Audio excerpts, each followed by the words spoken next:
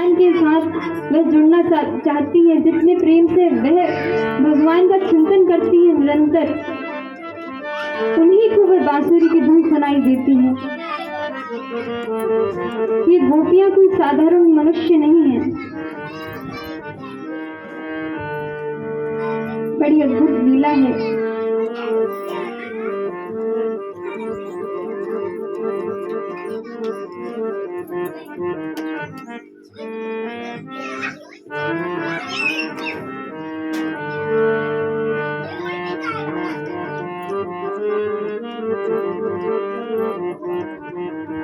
श्री राधे।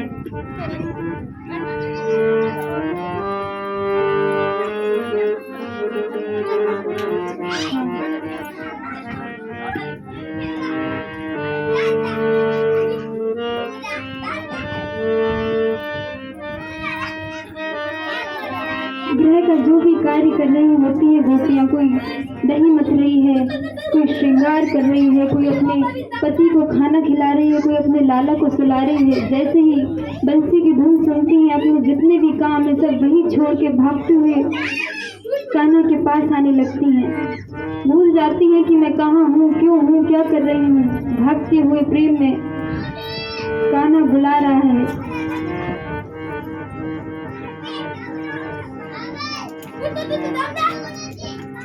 भगवान ने योग माया को आदेश दे दिया था कि गोपियां जब इधर आए तो उनके रूप में तुम उनके घरों में रुक जाना, क्योंकि ऐसे घर से इतनी सारी गोपियां यदि कहीं चली जाएंगी तो सब चिंता में पड़ जाएंगे। भागते हुए ढूंढ रही है कान्हा की बंसी की धुन कहाँ से आ रही है। सभी लोग भागते हुए पहुंचती है गोपियां। कान्हा बड़ी प्रेम से कहता है, आइए आइए, स्वागत है स्वागत है।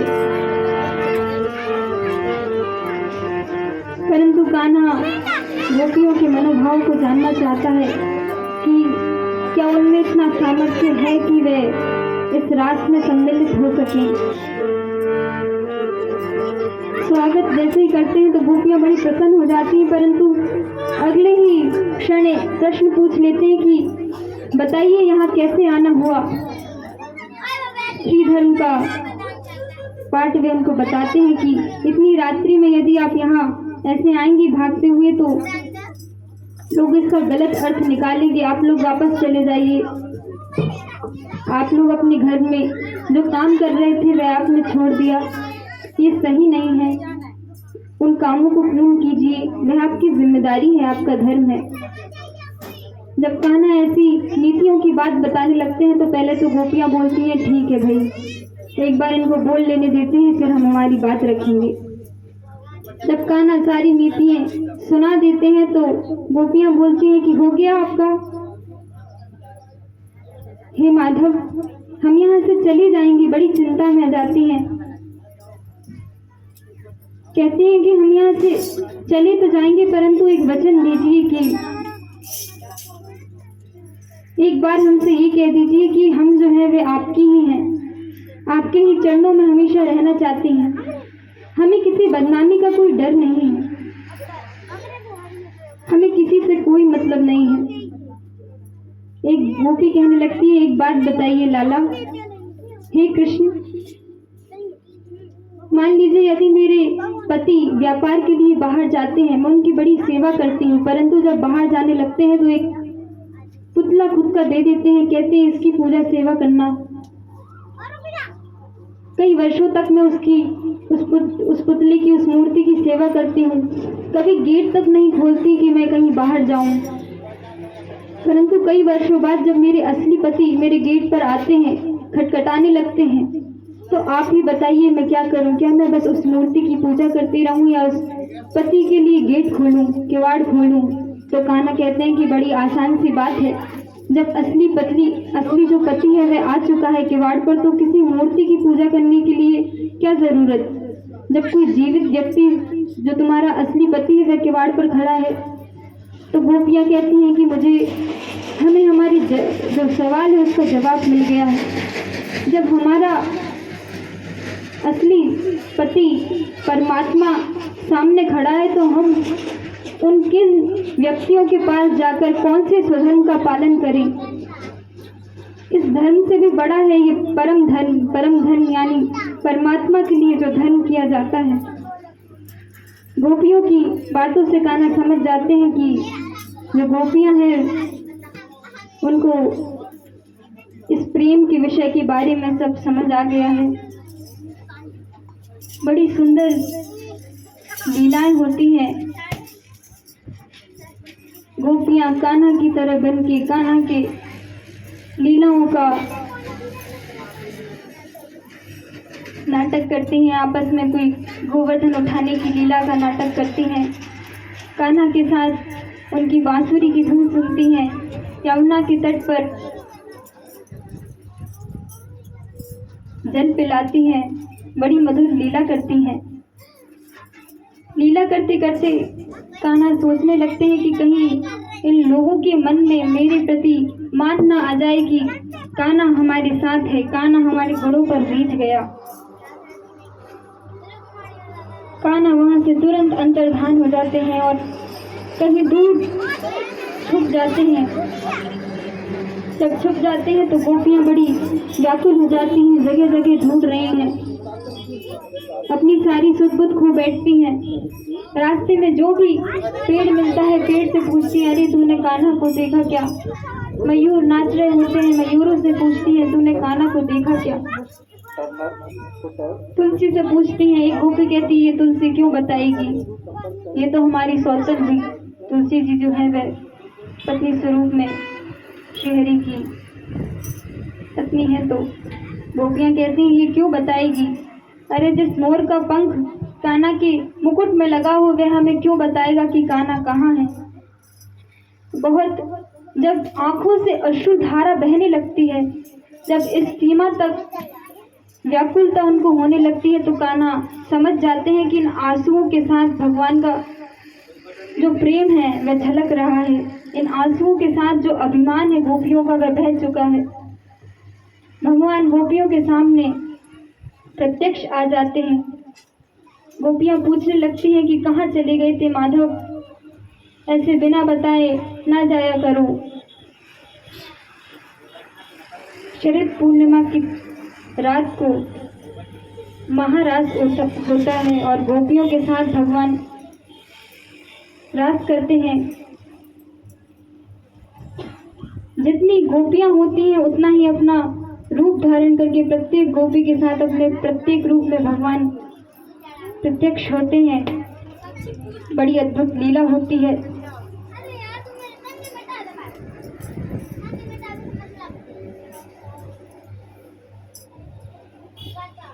सारी गोपियां जो हैं वो प्रेम से कान्हा को खिला रही हैं, पानी पिला रही हैं, बांसुरी की धुन सुन रही हैं, बजा रही हैं, बैठी हैं, निहारती जा रही हैं, बांसुरी की धुन पे कान्हा के संग नाचती हैं।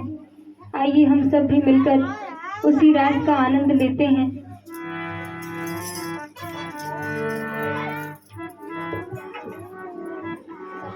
राधा नाचे, कृष्ण नाचे, नाचे गोपी जन,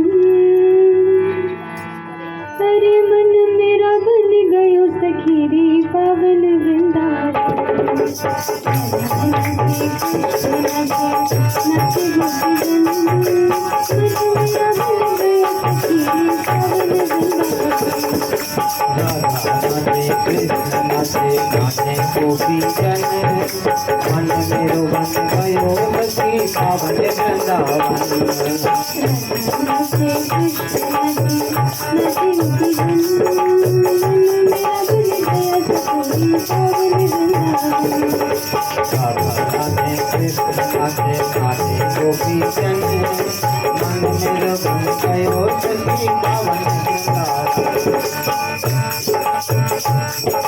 रास रचो है, रास रचो है, नारी रास रचो है। रास रचो है, रास रचो है, यमुना के किनारे कान्हा रास रचो। रास रचो है, रास रचो है, नारी रास रचो है। रास रचो है, रास रचो है, यमुना किनारे महारास रचो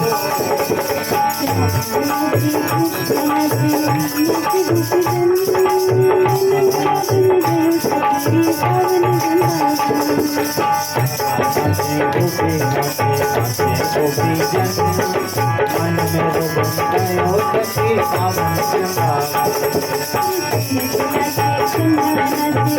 नाचे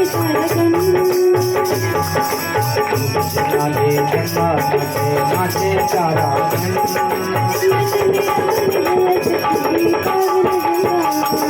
में रोमन गयो सखी पावन पावन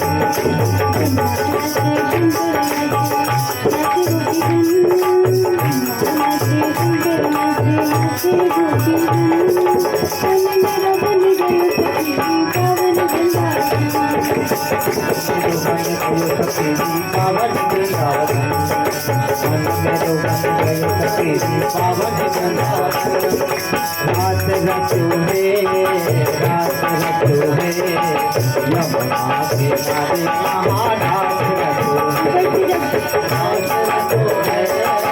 रचो है यमुना किनारे महारास रचो शंकर जी देखते हैं कि अरे रात हो रहा है, बड़े व्याकुल हो जाते हैं। पार्वती मैया कहती है अरे तुम नहीं जा पाओगे, वहाँ जो रास हो रहा है वह गोपियों के साथ हो रहा है। तो शंकर जी कहते हैं तो क्या हुआ, मैं भी गोपी बनकर चला जाऊंगा।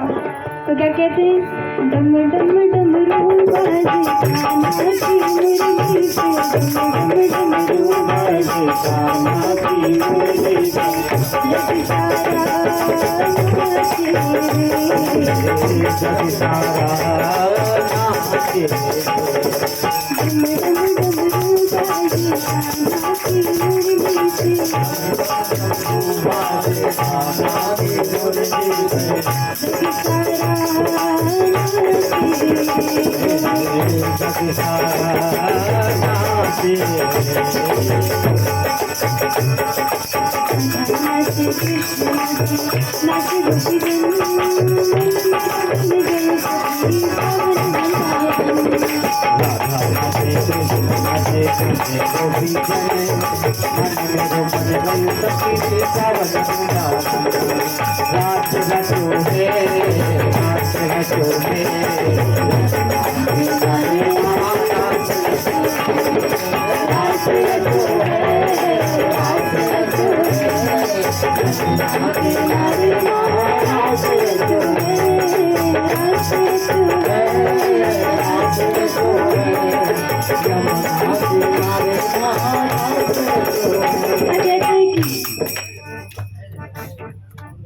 बांसुरी कृष्ण की बाजेगी, साथ में राधा नाचेगी।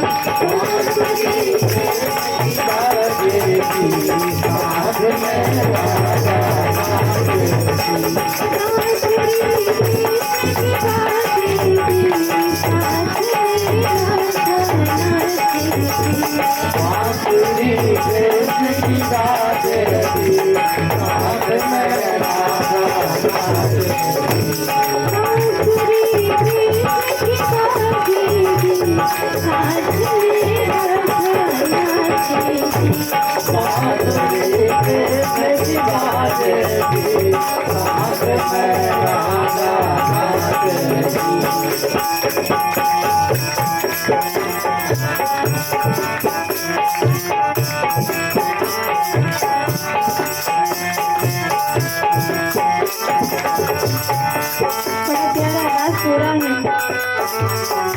बड़े प्यारे हमारे कान्हा लग रहे हैं कि गोपियां बड़े जोश के साथ गाती हैं कि काली कमली वाला मेरा यार है, मेरे मन का मोहन तू दीदार है।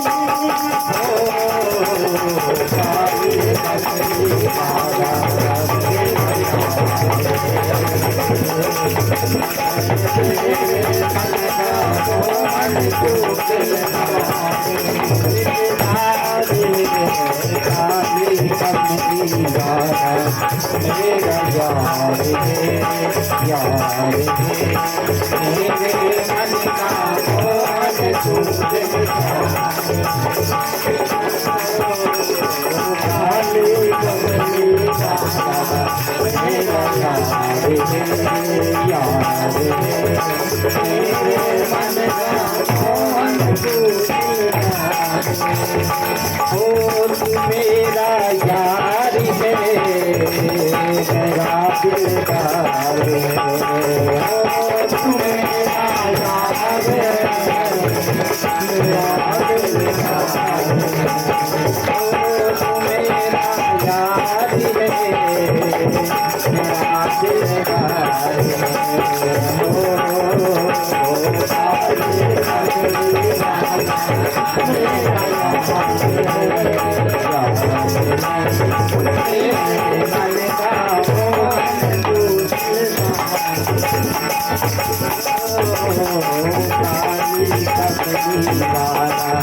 मेरा प्यार मेरे मन का मोहन तू मनमोहन में तेरा दीवाना आऊं बस अब यही कराना आऊं बस अब यही कराना आऊं बस अब यही कराना श्याम सलोने तू मेरा रिश्तेदार है रिश्तेदार है मेरे मन का दिलदार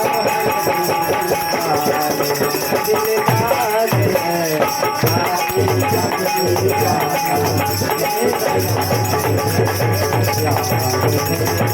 मेरे मन का मोहन तू दिलदार ओ तू मेरा यार है मेरा दिलदार ओ तू मेरा यार है मेरा दिलदार ओ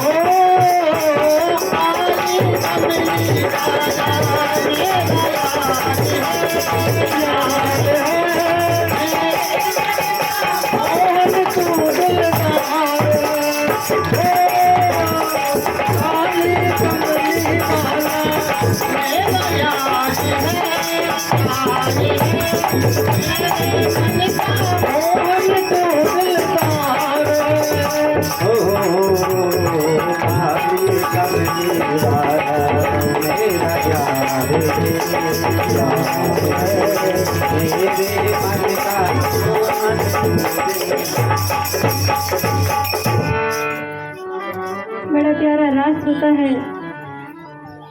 ये जो रास है वह 6 महीनों के लिए चला और युगों सा प्रतीत हुआ। एक क्षण भी यदि भगवान गोपियों के नजरों से हट जाते हैं तो युगों युगों सा विरह गोपियों को प्रतीत होने लगता है।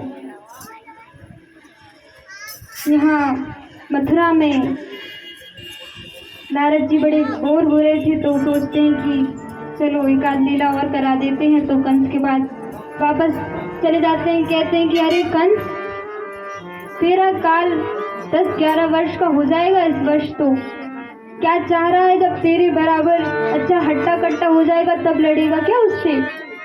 जा कोई रणनीति बना और उसको बुला, उसका वध कर। कंस को क्रोध आ जाता है। वहां से नारद जी आहा नारायण नारायण करके चले जाते हैं। मेरा काम तो हो गया, अब मैं तो ऊपर से लीला देखूंगा। यहाँ क्रूर जी को कंस कृष्ण और बलराम को लेने के लिए भेजते हैं। अक्रूर जी जाते तो है, उनके मन में कोई अभिमान नहीं है। कृष्ण के प्रति बड़े प्यारे भाव रखते हैं, परंतु जैसे ही रथ में बैठते हैं तो सोचते हैं कि मैं मेरे कान्हा के पास जा भी रहा हूं तो एक संकट में लेने के लिए रास्ते भर से रोते हुए जाते हैं कि न जाने कान्हा कैसे क्या प्रतिक्रिया देंगे मेरे प्रति। जाने लगते हैं, जैसे ही नंद बाबा के घर पहुंचते हैं, बड़ा स्वागत सत्कार होता है। नंद बाबा के घर जैसे ही पहुंचते हैं, नंद लाला और बलराम गऊ चराकर वापस आते हैं। देखते हैं कि अक्रूर जी आए हैं। दोनों चाचा कहकर संबोधित करके पाँव पड़ते हैं। अक्रूर जी बड़े प्रसन्न हो जाते हैं। सोच के तो आए थे न जाने क्या होगा।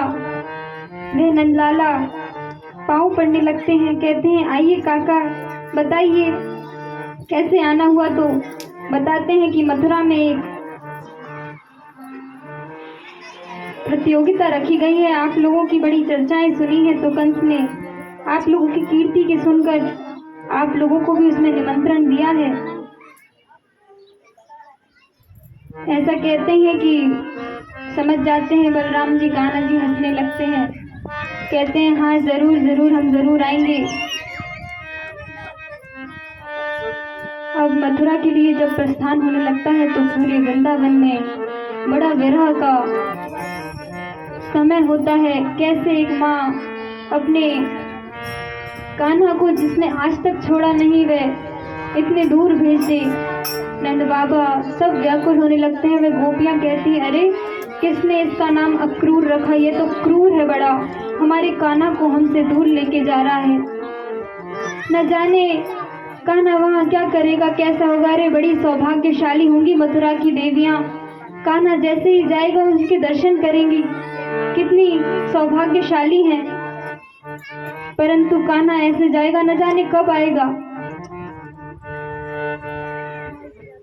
बड़ी व्याकुल है। रात भर आस में बैठी रही कि कान्हा अब आके कह दे कि मैं नहीं जा रहा, नहीं जा रहा। परंतु सुबह देखती है रात भर जाग कर कि कान्हा रथ पर बैठने लगता है, बहुत दूर तक पीछे जाती है। यशोदा मैया से कान्हा वचन देता है कि माँ मैं वापस जरूर आऊंगा।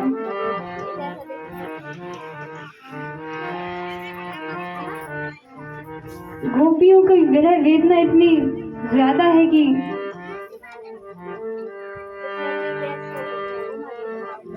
बड़ी व्याकुल हैं, रोए जा रही हैं, रोए जा रही हैं। अभी तो उनको ये बात पता ही नहीं है कि कान्हा कभी वापस वृंदावन लौटेंगे ही नहीं। यही सोचकर व्याकुल है कि 2 क्षण के लिए, 1 दिवस 2 दिवस के लिए कान्हा मथुरा जा रहा है, हम लोग कैसे रहेंगे। वे ये जानती नहीं कि कान्हा कभी वापस लौटेगा ही नहीं। अक्रूर जी के साथ मथुरा गमन होता है। रास्ते में कान्हा अक्रूर जी को अपना ब्रह्म दर्शन कराते हैं एक सरोवर की तट पर, और तो अक्रूर जी उनकी स्तुति करते हैं। उसके बाद में जैसे ही मथुरा पहुंचते हैं, बड़ा भव्य नगर है, जगह जगह सोने के खंभे लगे हैं, बड़ा प्यारा नगर है। परंतु कान्हा को देखकर सब प्रसन्न तो बड़े हो रहे हैं, कोई पास में नहीं जा सकता, जानता है कि किसी भी कंस के दूत ने देख लिया तो तुरंत वही मार देंगे। दूर से ही देखकर सब प्रसन्न होने लगते हैं। रास्ते में अब बड़े गोप अपने साथ लेके आए हैं, सखा नंद बाबा सब साथ आए हैं अभी। तो अब कान्हा चलो थोड़ा सा उधम इधर भी मचा लेते हैं। तो अब हम आए हैं तो कंस के महल में जाएंगे, अच्छे कपड़े पहन के जाएंगे। तो रास्ते में एक धोबी मिलता है, बड़े सुंदर सुंदर राजकीय आभूषण रखता है। मना कर देता है कि नहीं देगा भगवान। जबरदस्ती उससे वस्त्र चुराकर भाग जाते हैं। दर्जी के पास से बढ़िया उन कपड़ों को सजवाते हैं और पहनते हैं। उसके बाद माली के पास जाकर उनसे फूल लेकर उनको तारते हैं। रास्ते में एक कुब्जा मिल जाती है।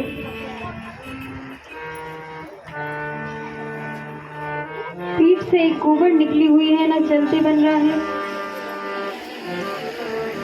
मुख से भी सुंदर नहीं है। चंदन लेकर जा रही है कंस के घर। रास्ते में कान्हा पूछता है माँ ये कहाँ ले जा रही हो। तो कहती है कि कंस को मेरा ये चंदन का लेप बड़ा पसंद है, परंतु ये तुम दोनों के ही मस्तक पर लगने के योग्य है। जैसे ही कृष्ण और बलराम को चंदन का लेप करते हैं माथे पर। कान्हा अपने पैरों से उस कुब्जा के दोनों पैरों को दबाते हैं अपनी उंगलियों से, उसकी ऐसी ठोड़ी पर रख के एकदम सीधा कर देते हैं। कुरु कुब्जा जिसका एक पीछे से कुंवर निकला हुआ है, इतनी रूपवती हो जाती है, भगवान कुब्जा का भी उद्धार करते हैं। इसके बाद कंस को एक धनुष मिला था और जैसे ही वह धनुष मिला था तो ये बताया गया था जो भी इस धनुष का भंजन करेगा, इसको तोड़ेगा, वह तुम्हारा काल होगा। कान्हा जाते हैं, जैसे ही उसकी प्रत्यंता चढ़ाने लगते हैं तो वह धनुष टूट जाता है। कंस डरने लगता है, कुबलिया पीठ नाम के एक हाथी को भेजता है। कान्हा बड़े मजे के साथ उससे खेलने लगते हैं, कहते हैं आ पकड़। इसी खेल में उसका उद्धार कर देते हैं, दोनों दांत उसके तोड़ देते हैं। अंदर जाते हैं, सब देख रहे हैं, कोई पुत्र के भाव से, कोई पति के भाव से, कोई पिता के भाव से कान्हा को देखते हैं। कंस डरने लगता है, चाणूर और मुष्टिक को भेजता है मल्लयुद्ध करने के लिए।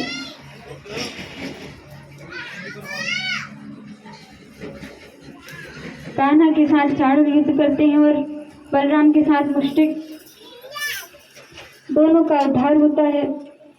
उग्रसेन जी को राज सिंहासन वापस दिया जाता है। देवकी के पास जाकर भगवान उनको प्रणाम करते हैं। देवकी मैया 11 वर्ष बाद अपने पुत्र से मिल रही हैं। दोनों बड़े प्रसन्न हो जाते हैं, आलिंगन करते हैं। कान्हा नंद बाबा से मिलते हैं। नंद बाबा को पता चल जाता है कि कान्हा हमारा पुत्र नहीं है। अपने आप को सांत्वना देते हुए, रोते हुए गोपों के साथ वापस वृंदावन को चले जाते हैं। इसके बाद कान्हा का यज्ञोपवीत संस्कार होता है और कान्हा गुरुकुल जाते हैं। गुरुकुल जाते हैं तो 64 कलाओं का जो शिक्षा है, जो सीख है, वह शांतिपनी गुरु से उज्जैन में लेते हैं और 64 दिन में ही अपनी सारी कलाओं को सीखने पर जब वे गुरु दीक्षा देने वाले होते हैं तो जो गुरु माता होती है वे अपने पुत्र को मांग लेती है, जो कि यमराज के पास है, जिसकी मृत्यु हो चुकी है। भगवान गुरु दीक्षा के रूप में मृत पुत्र को वापस लेके आते हैं। अब बहुत दिन हो गए हैं मथुरा में।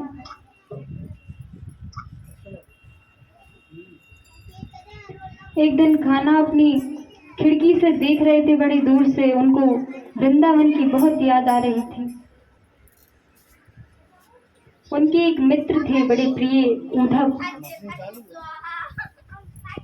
उद्धव जो थे वे बड़े ज्ञानी थे। बृहस्पति जी से उन्होंने शिक्षा ली थी स्वयं ज्ञान की, परंतु वह प्रेम पर विश्वास नहीं करते थे। कहते थे कि ये जो प्रेम है ये कुछ भी नहीं है। यदि आपके अंदर ज्ञान है, वैराग्य है, तो आप इससे भगवान को प्राप्त कर सकते हैं। एक दिन कान्हा खिड़की से बाहर देखे जा रहे हैं, नेत्रों से अश्रु बह रहे हैं। उद्धव आते हैं, देखते हैं कि कान्हा ने सुबह से कुछ नहीं खाया, सिर्फ बाहर देखे जा रहे हैं और रोए जा रहे हैं। उद्धव आके पूछते हैं कि हे कान्हा क्या हुआ? तो कान्हा वृंदावन की लीलाओं का वर्णन करने लगते हैं कि ऐसा था, वैसा था। बड़ा बुरा लगता है, बड़ी याद आती है उन लोगों की। कान्हा सोचते हैं कि यही सही समय है उद्धव को यह बताने के लिए कि प्रेम से बड़ा इस जगत में कुछ भी नहीं मेरी प्राप्ति के लिए। उद्धव कहते हैं कि अरे इतना क्यों रोए जा रहे हो, आना जाना तो लगा ही रहता है। वह गोपियां तो अभी तक आपकी बातों को भूल भी गई होंगी, भले इतने वर्षों के बाद कौन किसको याद रखता है। और ज्यादा ही हुआ तो आप बताइए, मैं संदेश लेकर जाता हूँ। कान्हा कहते हैं कि हाँ, योग का संदेश लेकर जाओ, उनको ज्ञान योग बताओ, कर्म योग बताओ, सांख्य योग बताओ। उद्धव बड़े कॉन्फिडेंट रहते हैं कि बड़ा विश्वास है, मैं जाऊंगा 2 मिनट में इतने अच्छे से समझा दूंगा। सब बता दूंगा कैसे क्या करते हैं। बहुत विश्वास के साथ। पर कान्हा कहते हैं कि सुनो, जो उद्धव जी है ना वे कान्हा जी जैसे लगते हैं थोड़े थोड़े। तो कान्हा कहते हैं कि तुम मेरे जैसी पोशाक पहन के जाना, वरना मथुरा में तुमको कोई, वृंदावन में कोई घुसने नहीं देगा अब तुमको, क्योंकि जब से अक्रूर जी आए हैं वृंदावन में तब से कोई भी वृंदावन में आने नहीं देता मथुरा से। तो तुम मेरी पोशाक पहन के जाओगे तभी तुम अंदर एंट्री ले पाओगे, वरना कोई संभावना नहीं है। उद्धव भगवान की बात मान लेते हैं और व्रज की ओर प्रस्थान करते हैं। जाते ही सबसे पहले नंद बाबा के घर जाते हैं। नंद बाबा देखकर ही खुश हो जाते हैं, स्वागत करते हैं, बुलाते हैं, आओ। क्योंकि नंद बाबा जानते थे कि ये उद्धव हैं, क्योंकि उनकी मुलाकात हुई थी, तो बड़े प्रेम से उनका स्वागत सत्कार करते हैं। परंतु नंद रानी जो है न जाने कब से कुछ भी नहीं खाया, सिर्फ कृष्ण कृष्ण करती रहती हैं। अरे इतना प्रेम था उनमें, डांटती भी थी तो प्रेम से डांटती थी, अपने कान्हा को बार बार याद करती हैं। पीछे से देखती है कान्हा किसी मूर्त लिए कोई है, समझती है कान्हा है, दौड़ते हुए चली जाती हैं, भागते हुए। देखती है कि ये कान्हा नहीं है, देखते ही मूर्छित हो जाती है। उद्धव को अब ये समझ आ रहा है कि इतने वर्षों बाद भी क्या दशा है इस व्रज की, कान्हा के न होते हुए कैसे वो माँ व्याकुल है। बहुत समझाते हैं कि माँ वह भगवान है, परब्रह्म है, उसने आपको 10 वर्ष पुत्र का सुख दिया है, बड़ी सौभाग्य की बात है। क्योंकि नंद बाबा पहले ही समझ गए थे मथुरा में कि भगवान है, हमारे पुत्र नहीं है, तो यशोदा मैया के साथ उद्धव को धीरज दिलाते हैं कि ठीक है, जो था जैसा था, भगवान की कृपा थी, ठीक है। परंतु गोपियां जो हैं वह कहाँ मानने वाली हैं। दूर से जब देखती है कि कोई आया है तो कहने लगी, अभी अक्रूर मेरे कान्हा को लेकर चला गया, न जाने कान्हा कब से वापस नहीं आया, अब ये क्यों आया है। तो एक गोपी कहने लगी, लगता है एक हमारी कान्हा को लेकर गया है, अब कंस का पिंडदान करने के लिए हमें लेने आया है। बड़ी क्रोध में देखती है कान्हा का स्वरूप लिए उद्धव कोई संदेश वाहक है।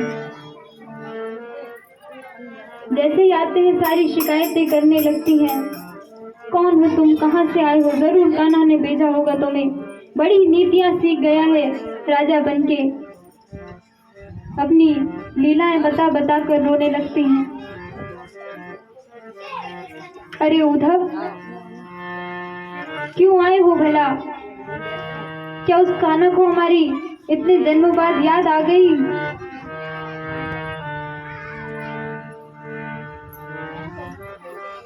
सूरदास जी की बड़ी प्यारी भ्रमर गीत में पंक्ति है कि उद्धव, गोपियां कहती हैं, उद्धव तुम हो अति बड़ भागी, अपरस रहत सने तनातई, नाहिन मन अनुरागी। उस कृष्ण के पास रहते हुए तुम्हारा प्रेम, तुम्हारा जो ज्ञान रूपी धागा है वह प्रेम में नहीं बदला। बड़े बड़भागी हो, हम तो न जाने कब से उस कान्हा की याद में बैठे हैं। बड़ा चतुर है कृष्ण, बड़ा धोखेबाज है, हमने उसके लिए सब कुछ छोड़ दिया और वह हमें ही छोड़ के राजपाट करने चला गया। क्या ये नीति है। एक भंवरा वहां से गुजरता है, भ्रमर को निशाना बनाकर उद्धव जी को व्यंग कसती हैं गोपियां। भ्रमर गीत का प्रस्ताव रहता है। भंवरे से कहती हैं कि क्यों आए हो तुम इधर, हम सब समझ रहे हैं कान्हा ने तुमको भेजा है। उससे कह दो कि अब हम उनकी बातों में नहीं आने वाले। न जाने कैसे उसकी रानियां पटरानियां उसकी बातों में आ गई और विवाह कर लिया, हम तो नहीं आएंगे। हमारा सब कुछ छुड़वा कर वहां बैठा है। उद्धव समझाते हैं कि गोपियों योग का संदेश है, योग को समझो जानो। गोपियां कहती हैं चलो ठीक है, अगर हम योग का संदेश ले भी ले तो कैसे ले, हमारा जो चित्त था, हमारा जो मन था वह तो खाना ले गया। अब या तो वह चित्त उससे वापस लेकर आओ, तब हम किसी चीज को अपना पाएंगे। भंवरे के माध्यम से कहती है कि ये जो तू काले वर्ण में जानबूझकर आया है, चला जा यहाँ से। बार बार कटाक्ष करती हैं उद्धव के साथ। उद्धव उनको प्रेम में व्याकुल देखकर बड़े अचरज में पड़ जाते हैं कि मेरा ज्ञान इन गोपियों के कटाक्ष के समक्ष कुछ भी नहीं है। मैं तो इनको अनपढ़ गवार समझता था, परंतु मेरा ज्ञान इतना तुच्छ लगने लगा है मुझे।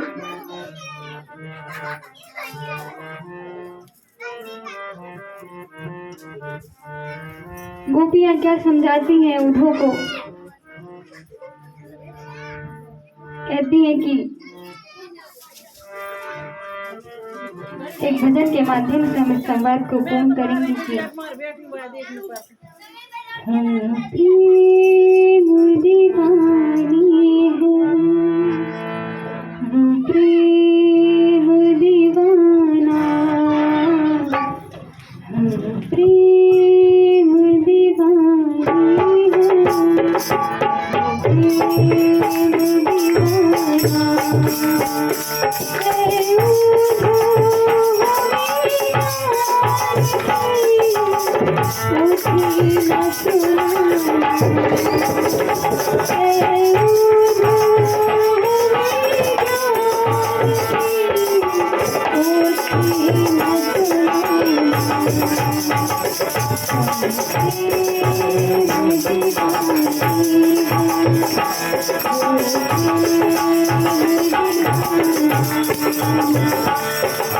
प्रेम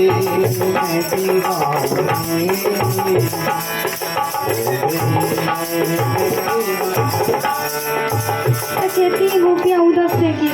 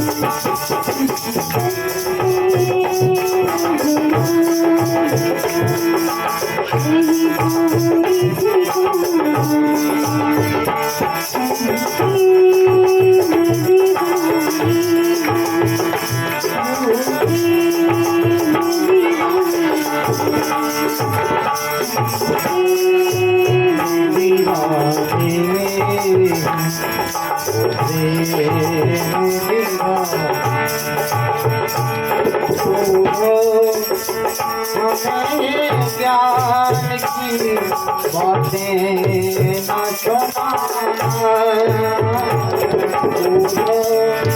तुम हमें ज्ञान की बातें न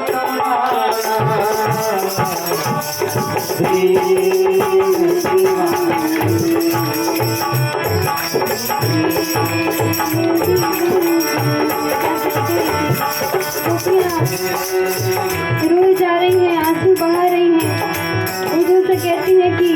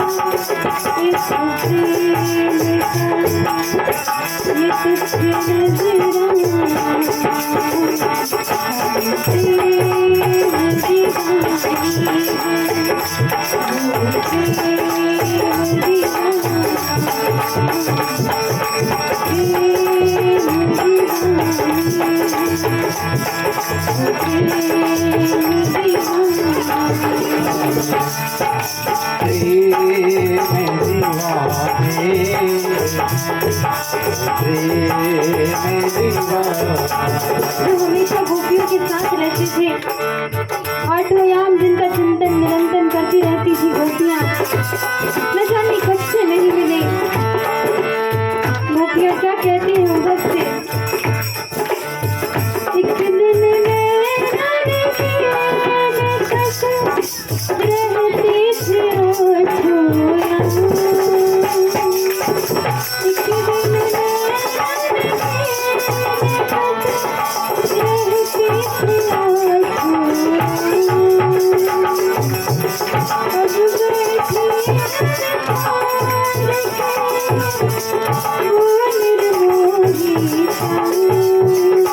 कहती है कि कोई मोह नहीं है हमारा, न जाने हमें क्यों पागल हुए जा रहे थे उसकी प्रीत में।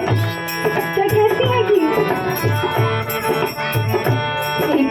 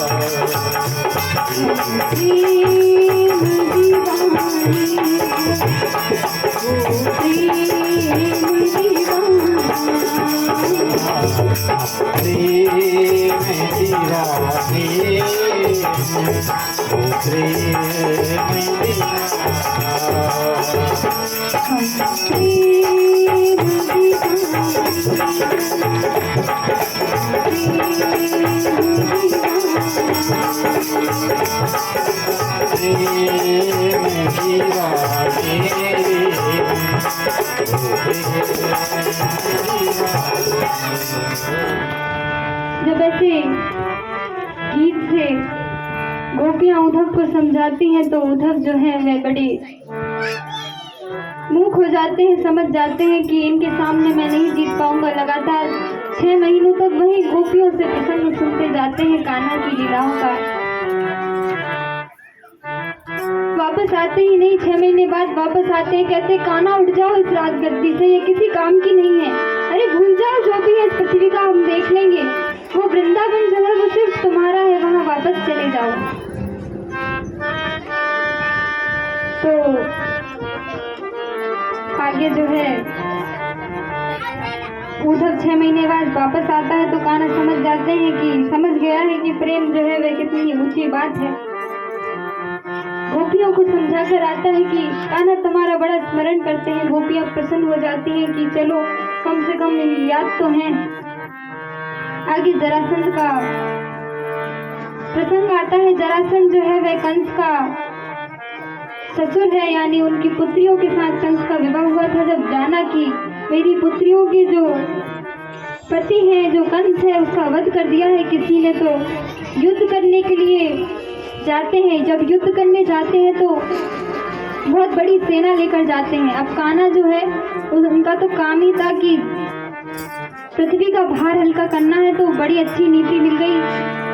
बार बार हजारों सैनिक असुर लेकर जरासंध आ रहा है तो कान्हा बार बार हरा देते हैं। एक बार 2 बार जरासंध भी बड़े अच्छे से हर बार 1000 2 लाख असुर लेके आ जाएगा। कान्हा कह रहे चलो मेरा आधा काम तो जरासंध ही कर देगा। बढ़िया 1 2 जब 17 बार जरासंध ने युद्ध किया और हार गया तो 18वीं बार देख के आता है कि अब क्या किया जाए, हार नहीं मान रहा है। कालियावन नाम के असुर को लेकर आता है। अब बलराम जो है वे कहते हैं कि लाला अब ये लगता है सारा भार अभी उतरवा देगा पृथ्वी का। तो लाला कहते हैं अरे नहीं नहीं, ऐसा हो गया तो फिर आगे अपन क्या करेंगे। तो एक काम करते हैं, अभी जरासंध को लगने देते हैं कि वही जीत गया है। कालियावन नाम का जब असुर आता है तो भगवान कह देते हैं कि मथुरा से जितने भी वहाँ के रहवासी हैं, द्वारिका नाम की एक सुंदर नगरी का निर्माण करते हैं। भगवान नदी के तट पर बड़ा प्यारा नगर है, स्वयं विश्वकर्मा जी उस नगरी का निर्माण करते हैं।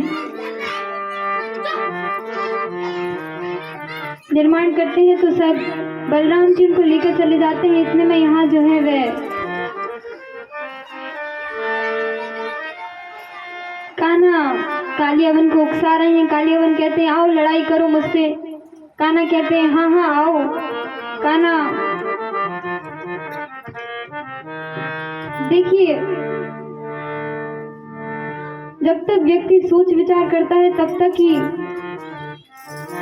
चिंताओं को अपने मन में लिए रहता है कि लोग क्या सोचेंगे, लोग क्या सोचेंगे। कान्हा को पता है कि अब यदि मैं युद्ध जीत गया तो यह सही नहीं रहेगा। एक बार यदि मैंने अब जरासंध का वध कर दिया तो आगे कोई असुरों को लाने की पूरी जिम्मेदारी मेरे ऊपर जाएगी। बड़ा अच्छा काम जरासंध कर रहा है, इसको करने देते हैं। कालियावन आता है तो भगवान रण छोड़कर भाग जाते हैं और रणछोड़ उनका नाम कहलाता है। बोली रणछोड़ भगवान की जय।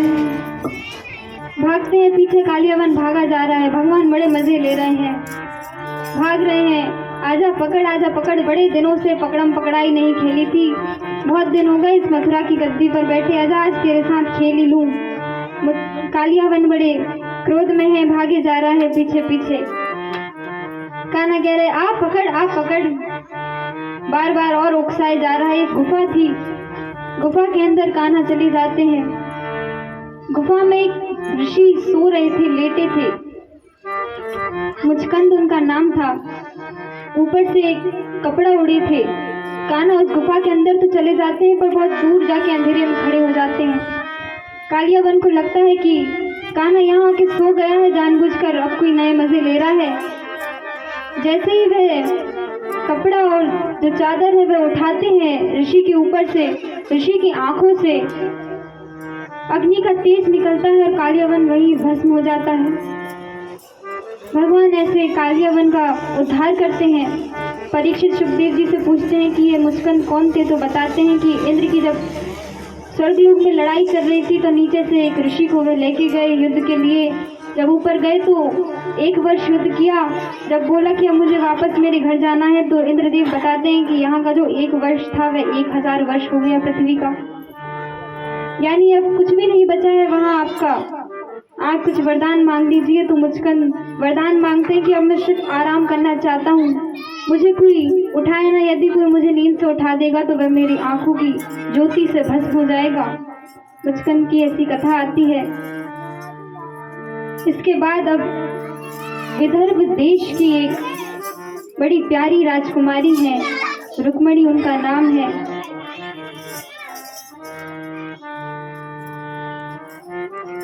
कृष्ण के इतने वर्णन सुने हैं कि स्वयं से कृष्ण की छवि को मन में निहारती रहती है कि ऐसे होंगे ऐसे होंगे।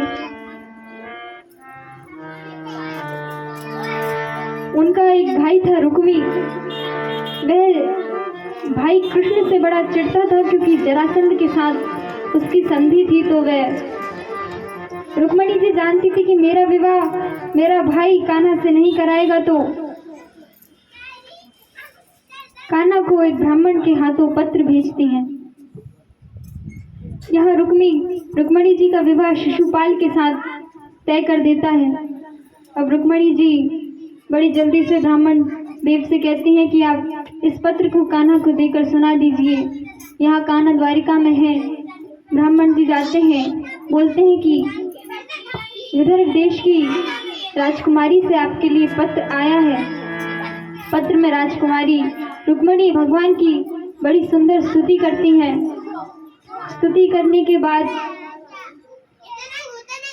कान्हा से साफ साफ अक्षरों में कह देती हैं कि हे कान्हा, यदि आपको मैं योग्य लगूं तो मुझे हरण करके ले आइए। स्वयं अपनी इच्छा प्रकट करती हैं और अंत में लिख देती हैं कि यदि आप नहीं आए तो मैं अपने जो प्राण हैं वे आप पे न्यौछावर करते हुए वहीं त्याग दूंगी।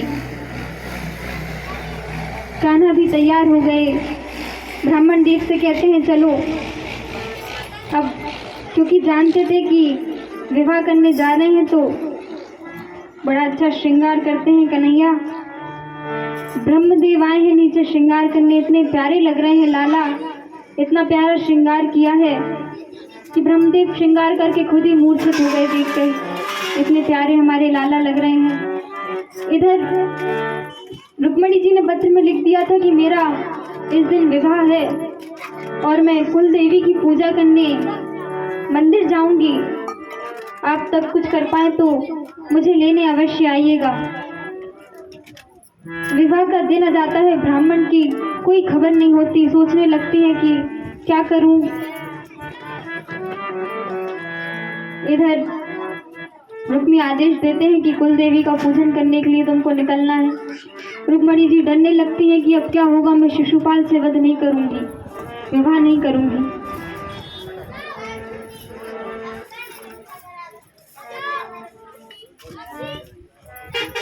इतने में ही देखते हैं कि ब्राह्मण देव बड़े खुशी खुशी आते हुए दिख रहे हैं। समझ जाते हैं कि कान्हा ने मेरा प्रस्ताव स्वीकार कर लिया है। बड़ी खुशी खुशी रुक्मणी जी अपना श्रृंगार करती हैं, कुल देवी की पूजा के लिए जाती हैं। कुल देवी की पूजा करती हैं। बाहर सब रुक्मणी जी का इंतजार कर रहे हैं। इंतजार करने लगते हैं तो रुक्मणी जी बड़ी धीरे धीरे आ रही हैं कि कान्हा न जाने कब आएगा, कैसे ले जाएगा, नहीं समझ पा रही हैं, बड़ी धीरे धीरे चल रही हैं।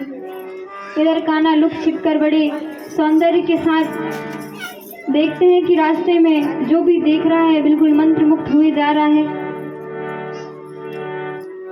रुक्मणी जी बड़े धीरे धीरे चल रही हैं।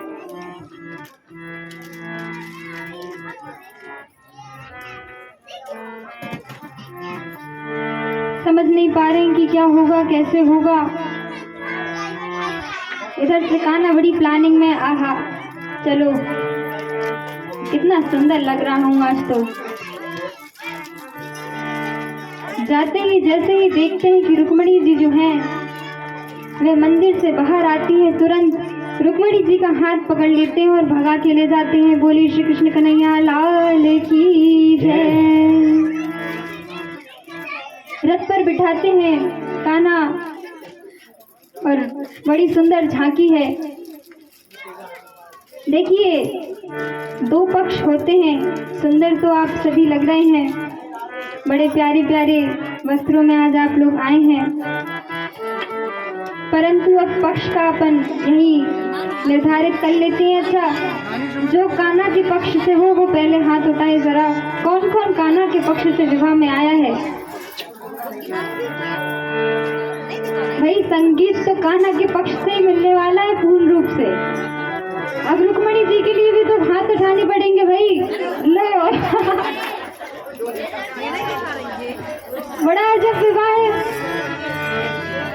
ये तो। आज की रीत है भाई, पुरानी बना लिया आप लोगों ने तो। आजकल सब बड़े मिलकर विवाह करने लगे हैं।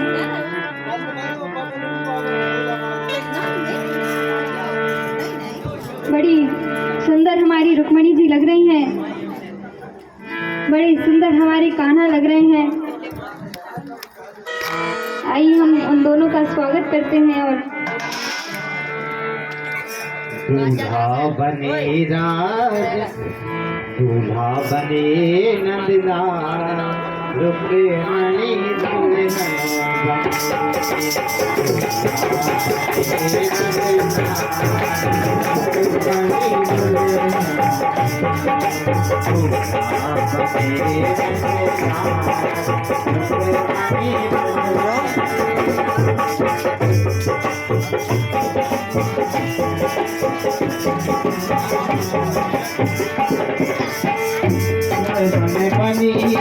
दुल्हन बनी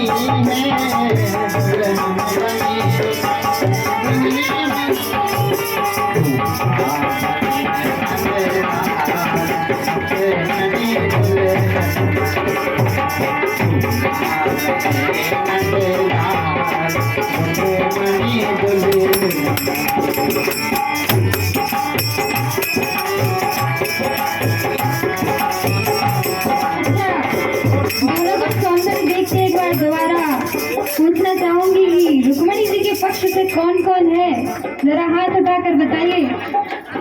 आहा, कान्हा तो बड़ी चिंता में भाई, मेरे पक्ष वाले तो आए ही नहीं। कहाँ है भाई मेरे पक्ष